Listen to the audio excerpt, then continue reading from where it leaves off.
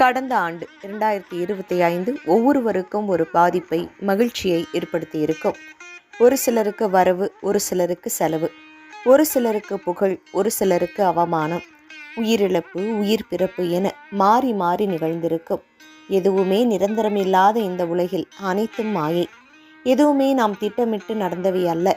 இயற்கை எழுதிய வாழ்க்கை பாடம். சென்ற ஆண்டும் ஜனவரி வந்தது, அதை கொண்டாடினோம். இந்த ஆண்டும் ஜனவரி வந்தது, சென்ற ஆண்டை வழியனுப்பிவிட்டு இந்த ஆண்டை கொண்டாடுகின்றோம். உண்மையில் ஒவ்வொரு நாளுமே நமக்கு புது நாள்தான். நாம் சென்ற ஆண்டு என்ன செய்தோம் என்று யோசித்து பார்ப்போம். நல்ல காரியங்கள் என்னென்ன செய்தோம், யாருக்கெல்லாம் உதவினோம், என்ன சேமித்து வைத்தோம், எத்தனை பேரை வாழ்த்தினோம், அதே போல எத்தனை தீய செயல்கள் செய்தோம், நம்மால் எத்தனை பேர் மனமுடைந்து போனார்கள், எத்தனை பேரை சபித்தோம், யார் மீது எல்லாம் பொய்ப்பழி சுமத்தினோம், நாம் இருக்கக்கூடிய இடத்தில் சம்பந்தம் இல்லாமல் எத்தனை வம்பு கலகங்கள் செய்தோம் என்று யோசித்து பார்த்தால் தீய காரியங்கள் தான் அதிகமாக இருக்கும். 1% நல்லது செய்திருப்போமா என்பதே ஆச்சரியமான ஒன்றுதான்.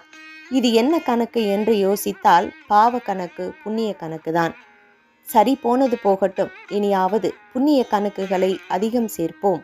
நம் சந்ததிகளுக்கு சொத்து என்றால் அது நாம் செய்யும் நல்ல காரியங்களால் ஏற்படும் புண்ணியம் மட்டுமே.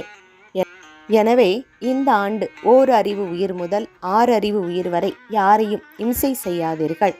உண்மையாகவே உதவி என்று வந்து கேட்போருக்கு உதவுங்கள். 100 ரூபாய் வருமானம் என்றால் அதில் 10 ரூபாய் தர்ம காரியங்கள் செய்யுங்கள். நல்லோருடைய மனம் நோக நடந்து கொள்ளாதீர்கள். எப்போதும் புன்னகையை அகத்திலிருந்து கொடுங்கள்.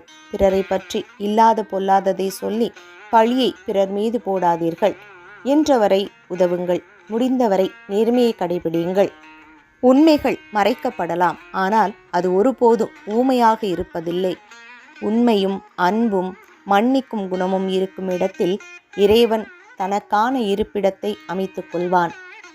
இறைவன் இருக்கக்கூடிய இடம் சகல செல்வமும் நிம்மதியும் மகிழ்ச்சியும் நிறைந்திருக்கும்.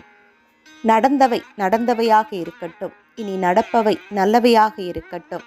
அதற்கு திருச்செந்தூர் முருகப்பெருமான் அருள் வழங்கட்டும்.